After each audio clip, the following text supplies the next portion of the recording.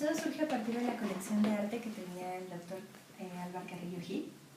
Él como coleccionista empezó a partir de un primer dibujo de Orozco, que fue La Chole, empezó a conformar una colección que se caracterizaba por tener arte, digamos, contemporáneo a su época, que es arte moderno, ¿no?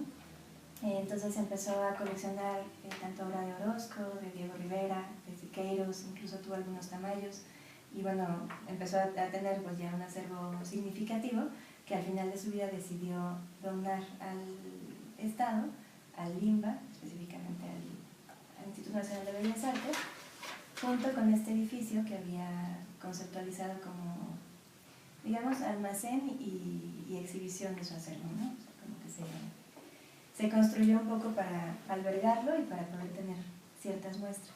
Entonces en 1974 le hace esta donación al INBA, donación y venta, digamos una venta simbólica, y a partir de entonces el acervo y el edificio pasan a ser pues patrimonio nacional, ¿no? Digamos, es ya de todos los mexicanos. Lo administra el Instituto Nacional de Bellas Artes, que es parte de Conaculta, que es parte de la SEP, y bueno, pues el museo tiene, digamos, una administración individual, ¿no? O sea, se gestiona a sí mismo, pero siempre siendo parte del INBA, ¿no? ¿Cuál es la misión del museo? Pues bueno, creo que fundamentalmente de todos los museos es preservar el acervo que los conforma, ¿no? En este caso es preservar esa colección original de Carrillo Gil, que además se ha ido incrementando, se han hecho compras y donaciones. Entonces de la colección original ahora ha crecido prácticamente al doble de piezas en estos 40 años que ha sido museo, y bueno, esa es su función fundamental, y como fue la vocación de la colección original, pues mantenerse vigente en el arte contemporáneo, ¿no? Ahora resguarda arte moderno y arte contemporáneo y procura presentar al público joven, adolescentes, adultos, propuestas de arte moderno y arte contemporáneo. ¿Qué visión tiene el museo y las personas que trabajan en él? Pues mira, es una visión que va como a mantenerse en la vanguardia, en las nuevas tecnologías, en las propuestas artísticas, y a promover el pensamiento crítico entre los visitantes, ¿no? Hacer exposiciones que más que plantear una verdad o un punto de vista único, den cabida justamente a que los visitantes pues un poco lo cuestionen, lo experimenten y den una retroalimentación que sea más bien pues, polivalente, ¿no? ¿Qué tipo de obra alberga el museo? Pues es una colección de arte contemporáneo, como de arte contemporáneo. En la página web pueden encontrar ahí como la descripción más completa de la colección, de las piezas más importantes, del tipo de obra que se resguarda. Es tanto obra, bueno, hay de todo tipo de formatos, ¿no? Hay óleo, papel, fotografía. También hay un acervo importante de documentos y de video, que se ha hecho de pues, toda una tradición de performance y de actividades, ¿no? No tanto escénicas, pero pues de actividades que implican algún registro en video. ¿Hacia qué tipo de público está dirigido?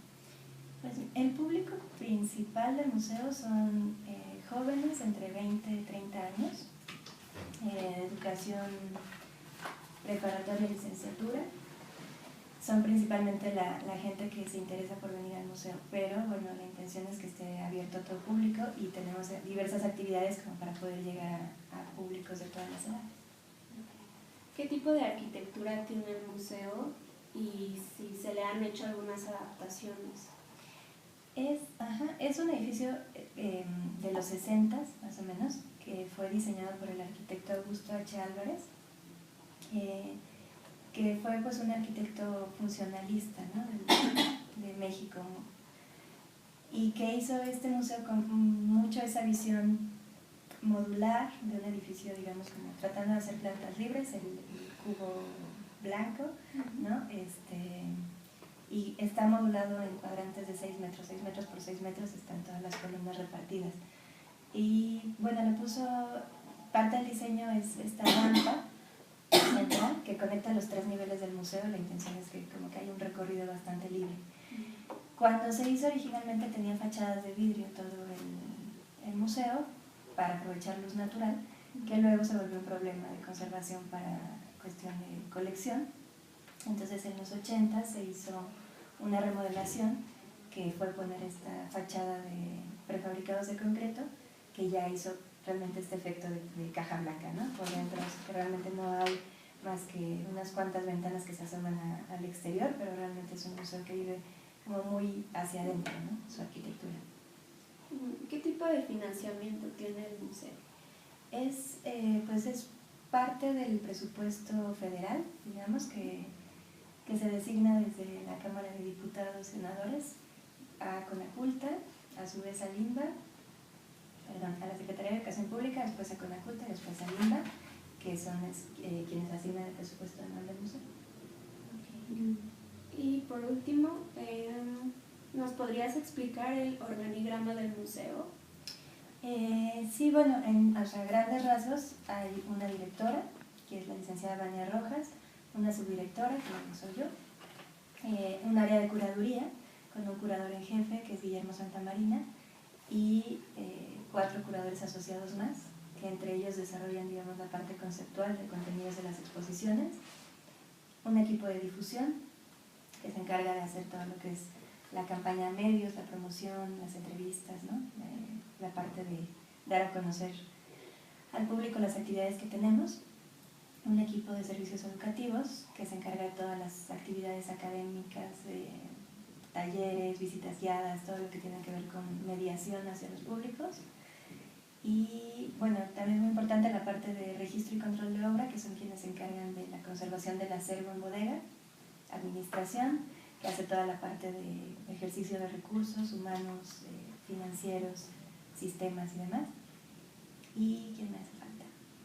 Vinculación y desarrollo, ¿no? Vinculación hace todas las actividades de conectar a la institución museo con otras instituciones de vocación cultural o académica, ¿no? Esas ligas que hacemos entre el museo y la UNAM, entre el museo y otros museos, ¿no? Entre el museo y actividades culturales, sociales. Y desarrollo, que se encarga de toda la parte de gestión enfocada a la asociación de amigos, ¿no? Además de la parte presupuestal que tenemos de LIMBA, tenemos una pequeña asociación de amigos que procura darle, como digamos, soporte a algunas actividades del museo, ¿no? Es como la parte de iniciativa privada, ¿no? De alguna manera, que nos permite como hacer esa gestión adicional. ¿Yo? Bueno, pues estoy encargada de hacer las preguntas de museología y museografía. Okay. Entonces, bueno, a mí me llama mucho la atención esto, lo leí en la página y ahorita lo acabas de mencionar otra vez, acerca de cómo inició la colección, que fue con este dibujo de José Clemente Orozco, y después prácticamente únicamente muralistas conformaban la colección, ¿no? Entonces, ¿de qué forma se modifica el discurso curatorial o cómo crees que haya sido esa evolución de únicamente este arte mexicano muralista a ahora, o sea, que sería moderno y contemporáneo internacional, ¿no? Es que, no únicamente se coleccionaba obra de los grandes muralistas, son como algunas de las piezas pues, emblemáticas, ¿no? Más significativas de la colección de Carrillo Gil, pero también tenía otros intereses, otras visiones, ¿no? Incluso tiene una de las colecciones más importantes de América Latina de estampa japonesa, que en la última parte de su vida él hizo varios viajes a Japón y se interesó por la cultura y entonces también lo conformó en su colección. Entonces realmente no es como tan cerrada eso. Realmente cuando él hace la donación de esta colección al Estado, no queda como tal por escrito ningún estatuto de cómo va a seguir creciendo o hacia dónde se va a enfocar la colección hacia adelante. Se ha hecho un poco a manera como pues de criterio directivo, tanto del LIMBA como del director en turno del museo, y bueno, apoyado obviamente por la parte curatorial, de como complementar este discurso que inició Carrillo Gil, como complementar esa colección con la adquisición de otras piezas que tienen, digamos, esa naturaleza, ¿no? De mantenerse como la intención que era él, pues una selección de piezas representativas del arte contemporáneo en México.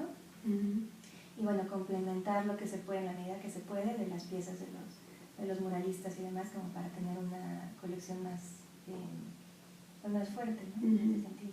Sí. Como tal, no existe, te digo, pues así, tanto como un acta constitutiva que diga tiene que seguir incrementando de este lado, pero bueno, es lo que se ha procurado y hacia donde ha crecido la colección. Ok. Sí, respecto a eso, estaba viendo acerca de una exposición que no sé si siga, pero era de José Clemente Orozco, y decía que el curador era Carlos Aguirre, que es artista y diseñador industrial. Eso ocurre con frecuencia de esto que decías de complementar. Están una vez más retomando un artista muralista, pero complementándolo con diferentes disciplinas. Esto ocurre con frecuencia en el museo. O sea, la curaduría está a cargo de multidisciplinas. Sí, bueno, se invita muchas veces a artistas, a otros curadores, a especialistas, a investigadores. O sea, fue un ejercicio curatorial que propuso Carlos Palacios. Él es curador asociado, está ahorita enfocado en la colección del museo. Y entonces él, bueno, como que creyó que no podrían venir mejores palabras sobre un artista como José Clemente Orozco que de otro artista, ¿no? Que tenga un poco esta visión como, mira, es más, aquí bien, a lo mejor. Pero bueno, como, bueno, con un poco buscando esto, ¿no? Que a partir de un artista hable de otro, o un artista hable a través de otro. Entonces fue un proyecto de curaduría, digamos, en colaboración. Pero bueno, la batuta del proyecto la llevó Carlos Aguirre, porque él tiene todo un antecedente de investigación histórica sobre la revolución que tiene mucho que ver con la obra de José Clemente Orozco. Sí, claro. Entonces como que era, digamos, el candidato ideal para hablar de Orozco, ¿no? Entonces coincidieron varios factores y bueno, pues se dio esta exposición como ese ejercicio.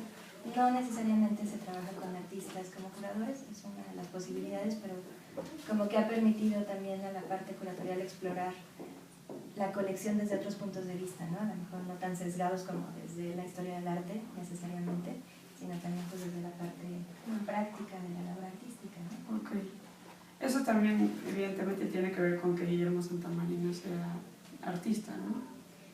Pues no, en realidad ese proyecto estaba planteado antes de la llegada de Guillermo Santamarina de esa manera, ¿no? O sea, ya había varios meses de Carlos Palacios, me habías dicho. Carlos Palacios, ¿no? Y pues como cada curador tiene, digamos, su manera, su estrategia de abordar las exposiciones, pero pues se procura que no haya, digamos, como una sola línea, ¿no? No se trabaja siempre como con método, ¿no? Cada proyecto requiere de un acercamiento único. Ok. Entonces, ahorita decías acerca de, así como varias cosas coincidían para que Carlos Aguirre fuera el representante, el líder de ese proyecto. O sea, digamos, perdón, pero ¿hay como alguna especie de convocatoria o alguna especie de entrevista previa, o ya se plantea todo el proyecto desde antes, contemplando a una persona? Pues depende. Mira, este caso fue porque Carlos Palacios como curador se interesó en el trabajo de Carlos Aguirre, empezó así como a hacer un primer acercamiento, como a conocer su trabajo, su taller, digamos como su línea de enfoque, su línea de interés, y como en el momento de plantear sí, todo el antecedente de la obra de Carlos Aguirre, que tiene que ver con esta parte histórica, con esta parte de la Revolución Mexicana y demás, nos da pie y cabida a juntarlo con nuestra colección de obras de José Clemente Orozco. Pues un poco fue así como, bueno. Ok, pues, entonces solo son casos particulares. Sí, fue un caso muy particular de abordar esa exposición, ese acercamiento a Orozco de esa manera, ¿no? ¿Cómo crees que influye la arquitectura del lugar museográficamente? ¿Sí facilita diversas disciplinas artísticas también? O sea, ¿se han llegado a tener, no sé, instalaciones?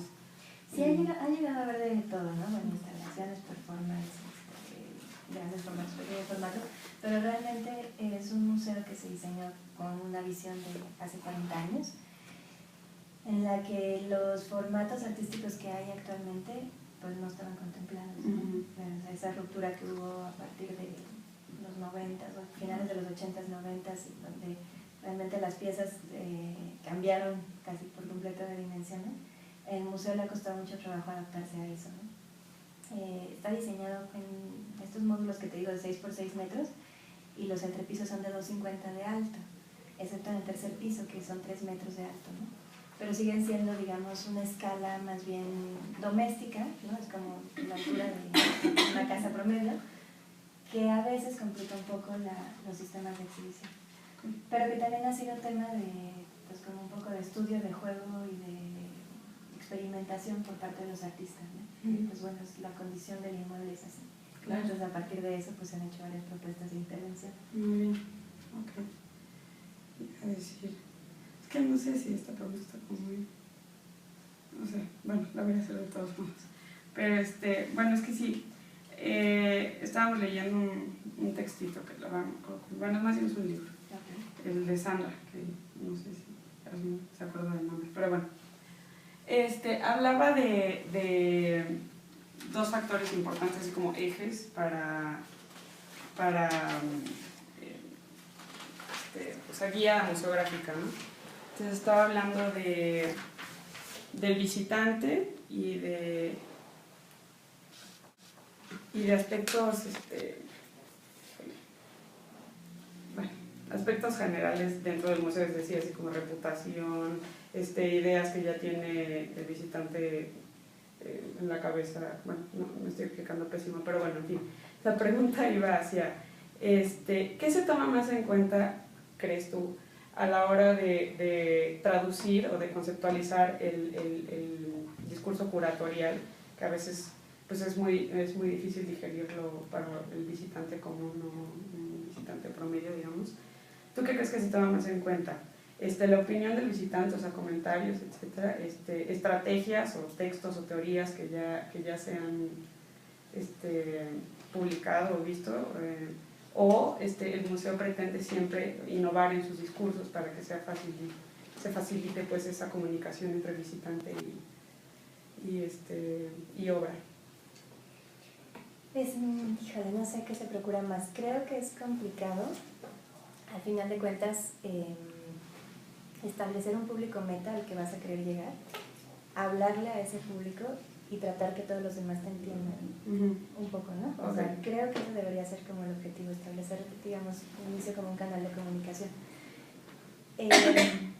Los curadores, digamos, en su labor conceptual, a veces no tienen como esa primera necesidad de conectarse con el público, sino más bien como de llegar a resolver, digamos, como su cuestionamiento, su hipótesis curatorial, su trabajo de investigación. Y ese salto para hacer la mediación al visitante, pues se complementa con el trabajo tanto de servicios educativos, que digamos en este museo al menos son el área encargada de hacer las visitas guiadas, los talleres, como guías infantiles, demás como herramientas que nos ayuden como a mediar esa comunicación. Y creo que es muy importante la labor del área museográfica también, ¿no? Toda esta cuestión de cómo presentas la idea, el concepto curatorial con las piezas que tienes, con la obra que se produce para la exposición y cómo invitas al visitante a recorrerlo. Creo que es muy difícil partir de que existe el visitante, ¿no?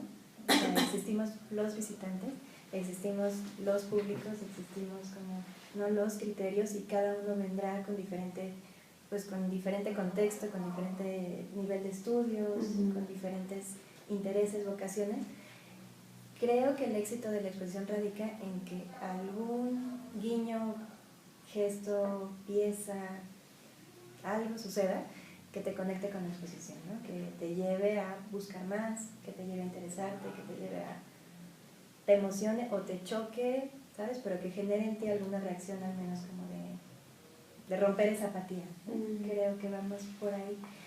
Es muy difícil pensar que existe un proceso, digamos, educativo, porque el visitante llega sabiendo A y va a salir sabiendo A más B, ¿no? Pues eso pues es muy difícil y se ha teorizado mucho si llega a suceder o no. Realmente creo que si se activa ese pensamiento crítico, si al menos te haces cuestionar un poco tu contexto, tu mundo, el tipo de arte, el que te gusta, el que no te gusta, qué están haciendo los demás, pues ya tienes un punto de ganancia, ¿no? Creo que por ahí va la búsqueda de las exposiciones. Ya por último, una que se me había pasado. Casi siempre el área de museología es la de museografía a la par, o sí son, o sea, Que exista como un área específica enfocada a museología. ajá, a museografía, no sé, bueno, sí. o es, o sea, la parte, digo, están conjuntas completamente, o si son como despachos distintos. Pues estarían separados, digamos, como que tienen diferentes objetivos dentro del museo. El área museográfica estaría enfocada a las cuestiones técnicas, las cuestiones de diseño que tienen que ver con la exposición, ¿no? El llevar a cabo la exposición práctica y físicamente. Y la parte museológica tendría que estar más enfocada al quehacer del museo, ¿no? Al por qué y para qué somos museo. Entonces, lo que he visto en cuestión práctica en los museos, al menos de Lima, es que el área museológica realmente se aborda, pero un poco como que se aborda desde todos los departamentos, pero no existe como tal un departamento museológico en la mayoría de los museos. Es, digamos, como que es como el unicornio de los museos, ¿no? O sea, mucha de la gente que trabaja en museos tiene preparación, formación museológica, pero como tal difícilmente existe un área solo enfocada al desarrollo museológico del museo, ¿no? Okay. ¿Alguien tiene otra pregunta? Pues, bueno, De esto, pues, ¿no? No, esto. Bueno, Gracias. creo que las preguntas que siguen son un poco más técnicas. Las primeras son como de la arquitectura. Estas sí, no sé si tengas los datos así en la cabeza, pero si no, pues ya vemos después. Porque son bastante más específicas. Parecen hasta como de inspección del museo. Bueno, primero vamos a hablar de la arquitectura. Tanto interna como externa. ¿Qué elementos dirías de la arquitectura distinguen a este museo? Pues yo creo que, o sea, bueno, el inmueble como tal es bastante representativo de la zona sur de la Ciudad de México. Sus rampas son una característica arquitectónica muy particular y, bueno, creo que tiene una imagen, digamos, urbana bastante identificada, ¿no? O sea, no pasa desapercibido en un contexto urbano. La cuestión es que tampoco tiene una imagen muy clara del museo. Varias personas, como que aquí en la zona, el taxista, la señorita del Superama y demás, se imaginan que a veces que es un banco, tienen la idea de que es como una propiedad privada, pero no alcanzan a entenderlo necesariamente como un espacio abierto al público, ¿no? Y como accesible. Sí, la entrada es muy... Sí, la entrada pareciera más bien como una institución privada, ¿no? Sí, O sea, la entrada es muy... sí, si te dijera que es como a lo mejor como un inmueble de seguros o a lo mejor algo así, te podrías imaginar que tiene ese tipo de arquitectura, ¿no? Ok, muchas gracias.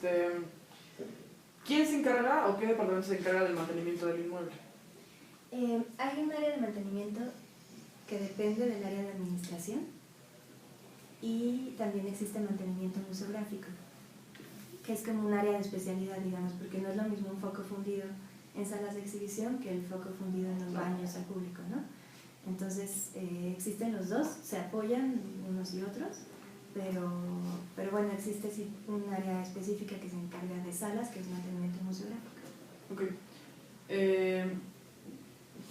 Si hubiera que modificar el inmueble por alguna razón, o todos esos planes de los que nos hablaste al principio para hacer algunas intervenciones, ¿cuáles son las condiciones que existen, o sea, para poder hacer ese tipo de proyectos, para poderlos llevar a cabo? ¿Las condiciones en cuestión física? En cuestión física y en cuestión legal, o sea, ¿qué puedes y qué no puedes hacer y qué debes hacer? O sea, ¿qué procedimientos debes pasar para poder hacerlo?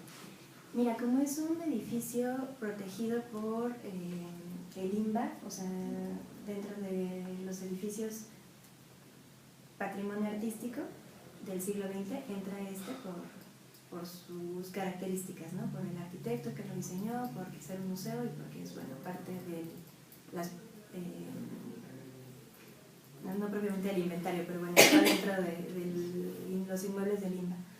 Entonces, no se pueden hacer modificaciones al inmueble que dañen o que afecten su estructura. No se pueden hacer modificaciones que sean reversibles, solamente se pueden hacer modificaciones temporales. Por decirte algo, se puede diseñar un jardín que va a estar 3 meses y después se retira siempre y cuando no interfiera con ninguna de las cuestiones estructurales, ¿no? Se hace como gestión, pues se pide un permiso al INBA, a la Dirección de Arquitectura del INBA, y ellos revisan el proyecto, evalúan si es viable y otorgan o no un permiso de intervención. En el caso de salas de exposición, hay bastante más libertad, digamos. Existen planos y existen, pues, digamos, conocimiento interno de cuáles son los muros temporales que se pueden retirar, que son de tabla roca, que no afectan, que son provisionales, y cuáles son los que se tienen que mantener porque ya son parte de la estructura del museo. Y entonces, bueno, sobre eso se hace el diseño museográfico de cada exposición. Entonces, en ese sentido, ¿no ha sido remodelado? Pues fue la remodelación de, no sé si es 86, tendría que buscar bien el dato, que pusieron las fachadas, y ha habido pues remodelaciones menores, ¿no? Que se reparan algunos baños, que se cambian algunas más intervenciones mayores, digamos, en el edificio. Perdón. ¿Y qué porcentaje, o bueno, más o menos, como qué porcentaje del presupuesto del museo dirías que se utiliza para mantener el inmueble? Es una muy buena pregunta. Yo creo que debe ser... Es que, bueno, si consideramos, digamos, construcciones museográficas, por ejemplo, elaborar mamparas y demás, pues puede llegar a ser hasta como el 40% del presupuesto anual. En lo que es únicamente mantenimiento, digamos, de servicios generales, mantenimiento de operación, a lo mejor es un 10-15% del presupuesto, ¿no? Mucho menor. Pero no necesariamente es del presupuesto directo del museo. El INBA, como siendo parte de la institución, el INBA tiene varias de las funciones centralizadas, varios de los servicios. Por ejemplo, hay electricistas, hay algunos carpinteros, hay plomeros, y en algunos casos ellos nos dan el servicio sin que tengamos que pagarlo como tal. No es como parte del... Es como parte de ser la institución del INBA. Ok, entonces, bueno, esta pregunta la descarto. ¿Existen planes para remodelarlo o modificarlo? Pues no en este momento. Mira, se hizo la compra en el 2010 del terreno anexo del museo. No sé si lo tienen ubicado, pueden ver ahí en Google Maps o ahorita que se asomen, es el terreno anexo, que es un terreno como de unos 300 metros cuadrados más o menos, y lo compró el INBA con la intención de ampliar el museo. Como les dije, es un edificio de 40 años que en su momento fue diseñado para albergar una colección mucho menor a la que tenemos ahora, y que, bueno, tenía otra dinámica, ¿no? Que ahora de repente resulta insuficiente para el servicio que queremos dar. Entonces la intención sería crecer hacia ese terreno, sobre todo las áreas de bodega, bueno, de almacén de obra, ¿no? Y parte de los servicios. Tenemos, por ejemplo, un auditorio que es muy pequeño, que la intención sería que tuviéramos un espacio más grande de auditorio, y si fuera posible hacer nuevas salas de exhibición también que tuvieran más altura, para esto que les digo que son muy, muy chaparritas, y entonces podemos tener piezas de otros formatos, ¿no? Esa sería la intención, pero ese es un proyecto que está, pues, digamos, en gestiones más muy, muy preliminares. Todavía no existe como tal proyecto a desarrollarse, ¿no? Okay. ¿Cuáles dirías que son las dificultades que existen para poder mantener el inmueble en condiciones apropiadas para funcionar? Pues, ¿qué te diré? Son varias. Una es que a veces las gestiones, esto que te comento, que están centralizadas, nos toma mucho tiempo en que este equipo, por ejemplo, eléctrico, venga a atender alguna de las necesidades que tiene el museo, ¿no? Por cuestión de que, pues, también al estar centralizados tienen que dar servicio a muchos centros de trabajo, y a veces eso nos retrasa, ¿no? La velocidad con la que quisiéramos resolver las cosas, pues, bueno, se atora un poco, ¿no? Y pues creo que también es parte de que sean tan antiguas las instalaciones, de repente dan problemas, por ejemplo, los cableados eléctricos, ¿no? Que para arreglarlo necesitaríamos hacer un nuevo proyecto eléctrico que necesitaría una fuente de poder mayor que la que tenemos ahorita, y tendríamos que replantearlo todo. Entonces de repente no nos damos abasto así como poder hacer la reparación con el presupuesto que hay en este momento, que es cambiar el foco.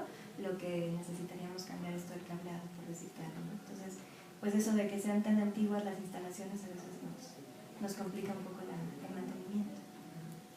Ok, y sobre esa misma pregunta, ¿qué dirías del uso diario, o sea, del público? ¿Qué dificultades presenta el uso cotidiano del público hacia el inmueble?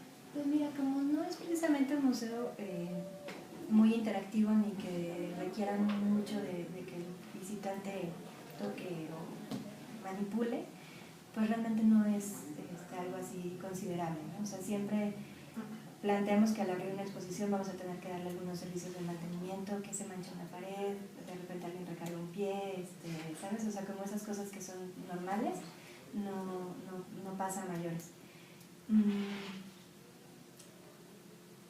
No sé, bueno, hemos tenido algunas exposiciones, por ejemplo, una en particular el año pasado que implicaba que el visitante pudiera hojear bitácoras de trabajo de los artistas, entonces para eso nos pidieron, por ejemplo, guantes de plástico para que ellos se pudieran poner y conservar de esa manera mejor el papel. Y lo que vimos es que realmente la gente es como bastante sensible, bastante accesible como para utilizar los guantes, entendieron al explicarles por qué se les pedía el uso y las bitácoras se regresaron en perfectas condiciones, ¿no? Entonces creo que si existe, digamos, la explicación al visitante de por qué o cómo acercarse a los objetos, en general hemos tenido como buenas experiencias, ¿no? No tenemos así problemas ni de vandalismos ni de malos manejos o agresiones de los visitantes en general. Más bien, a veces el equipo de servicios educativos, por ejemplo, a los visitantes muy chiquitos, a los de kinder, a los de preescolar, los invita a que gateen por la rampa, a que suban como cangrejitos, ¿sabes? O sea, que interactúen de otra manera de lo que estamos acostumbrados al no toques, no te acerques, no preguntes, no hagas ruido, sino que a lo mejor como que se animen a ir un pasito más allá, sin afectar obviamente, ¿no? Nada de las piezas y demás, pero como que rompan ese estigma de que en un museo tienes que estar perfectamente quieto, ¿no? Entonces, bueno, pues eso es interesante también como ejercicio museográfico. Bueno, esta nota... ¿Cuáles son las áreas en las que se divide el museo? O sea, podrías enumerar las áreas en las que se divide y además un poquito, si me dijeras, quién se encarga de cada área y cómo funcionan y para qué funcionan. ¿Área así físicamente? Sí, así como de arquitectura. Bueno, la principal son salas de exposición, ¿no? Es como que la más grande y pues quien se encargue tal cual, pues todos colaboramos en alguna parte del proceso. Hay custodios de tiempo completo, o sea, siempre que está abierta la sala hay personal de custodia que está ahí, digamos, para...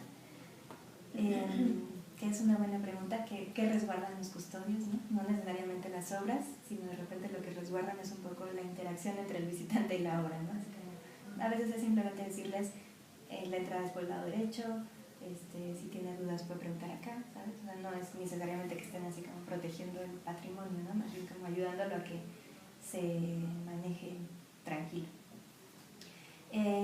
Luego están las áreas de oficinas, en donde está la dirección, la subdirección, curaduría, difusión, que me falta vinculación, desarrollo, que digamos es el área operativa creativa del museo, quienes estamos como más enfocados a la parte de las exposiciones. Luego están las oficinas administrativas, que están más bien enfocadas a la operación del personal del museo y de los recursos materiales. El área de museografía, que está en el sótano, que son quienes se encargan también de mantenimiento museográfico, y ahí están los chicos de mantenimiento. Hay un área común para empleados, donde está el personal de limpieza, el personal de custodia de sus cosas, como unos guardarropa, digamos, como para lockers para personal, un comedor para personal.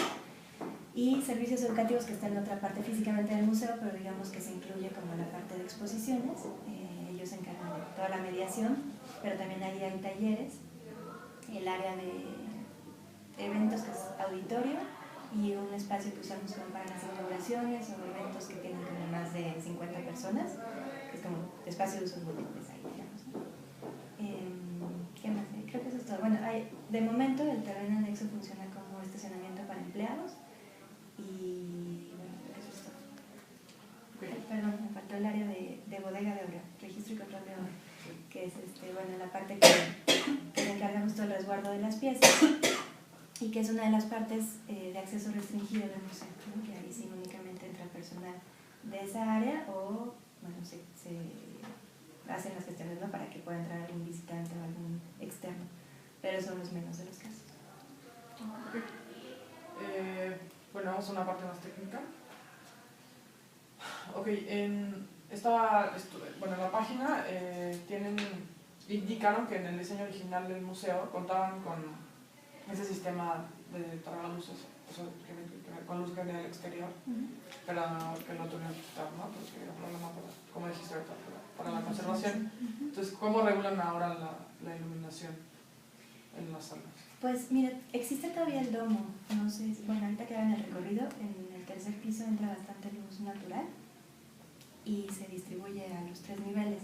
Es luz indirecta que no pega directamente sobre ninguna de las piezas y dependiendo del tipo de exposición que se esté mostrando, las condiciones de conservación varían, ¿no? Hay, por ejemplo, cuando son obras en papel, sobre todo cuando es papel antiguo, pues hay que tener todas las medidas de conservación con luz, sobre todo, ¿no? Que es fundamental como la principal causa de daño.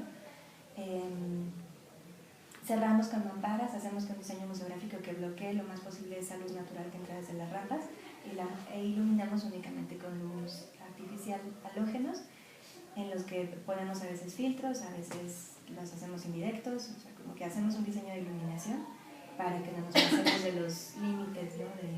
permitidos de luces. Pero depende siempre del tipo de proyecto, sobre todo cuando es arte contemporáneo, no necesariamente su principal característica es la conservación de la pieza. Hay piezas que son hechas ex professo para desaparecer, hay piezas que son in situ y que solamente van a estar aquí, que no es una característica indispensable conservarlas, ¿no? Entonces, pues, es un estudio de cada uno de los proyectos y dependiendo de eso ajustamos el diseño museográfico para resolverlo. Okay, ¿y cómo regulan la temperatura? Pues mira, la temperatura desafortunadamente no se incluyó en el diseño original un sistema de aire acondicionado artificial, pero es un edificio bastante noble en cuestión por su ubicación geográfica, digamos, espacial. Tiene más bien poca luz de sur, que es la que es como muy caliente, tiene más bien entrada de luz norte, que es como luz, o sea, luz sin calor. Entonces se mantiene en una temperatura bastante estable a lo largo del año, no hay cambios muy bruscos. Llega a subir un poco la humedad, ese es como el mayor problema en temporada de lluvias, y para eso se ponen a veces equipos deshumidificadores portátiles, ¿no? En el caso de que se requiera por conservación de las piezas. Pero en general es un edificio bastante, y sobre todo como después del rediseño, digamos que tenemos dos fachadas, como hay un espacio que llamamos el paso de gato, entre la fachada que da al exterior, que es esta en concreto, y la fachada interior, que son mamparas de triplite en la roca. Entonces ese espacio hace como las veces de aislante térmico y nos mantiene más o menos la temperatura constante. Okay. ¿Tienen un área de desembalaje de obra con clima especializado? No, desafortunadamente no. Bueno, hay algunas preguntas que me tengo que brincar ahí. Ok. ¿Sabes más o menos cuál es la temperatura de las salas? Pues anda alrededor de 20 grados, llega a subir 23, ¿no? Son más así como que se dispara, y baja bastante en invierno, a lo mejor hasta como unos 17 grados, por ahí llega a bajar. Okay. Entonces me decías que sí cuentan con filtros... ¿Para iluminación? Sí. Sí, para iluminación sí. Okay. Y bueno, ya me dijiste un poco sobre cómo regulan la humedad. Ok, algunas preguntas un poco más rutinarias. ¿Cuentan con calefacción central? No. Vamos a entrar aquí también. Creo que me contestaste bastantes cosas. Bueno, todas estas cosas que hacen funcionar para controlar la temperatura, la humedad y en general la climatología, ¿las tienen en función las 24 horas al día, o sea, y todos los días, incluso días festivos, o hay días que se dejan así, ¿no? No, bueno, o sea, cuando por ejemplo tenemos problemas de humedad, que se eleva y hay que bajar los niveles de humedad, pues sí es constante hasta que logremos estar en un rango, ¿no? Correcto. Pero en realidad, bueno, el museo está abierto de martes a domingo, de 10 de la mañana a 6 de la tarde. El resto del tiempo, todo lo demás tiempo que no estamos operando como sala de exhibición, se mantienen apagadas las salas como ahorro de energía, y para no exponer a la obra más de lo necesario estar iluminado, ¿no?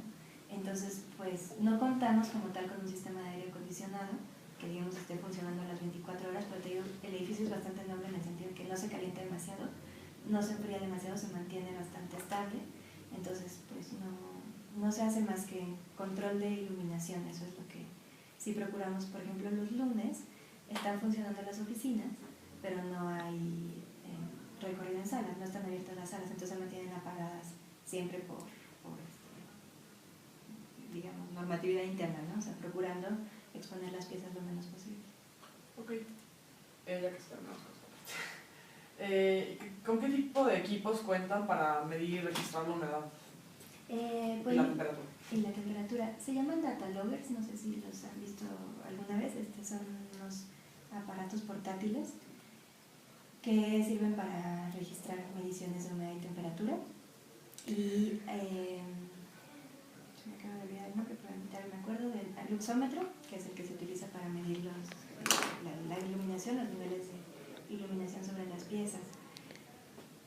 Antes existían estos termohidrógrafos que tenían gráficas, no sé si los llegaron a ver en algunos museos del INBAN, que eran de papel y tenían realmente unas puntitas de tinta, se iban moviendo muy poquito con las variaciones de temperatura, pero bueno, ahora se utilizan más bien sistemas digitales, que es lo que se tiene aquí, un sistema portátil de medición.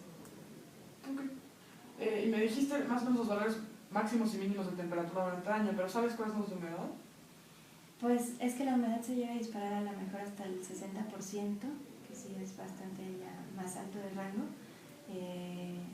y cuando en los meses entre febrero y marzo, que en febrero, marzo, abril, que todavía no llueve, pues llega a bajar a lo mejor hasta como 45 más o menos por ciento de humedad, algo así.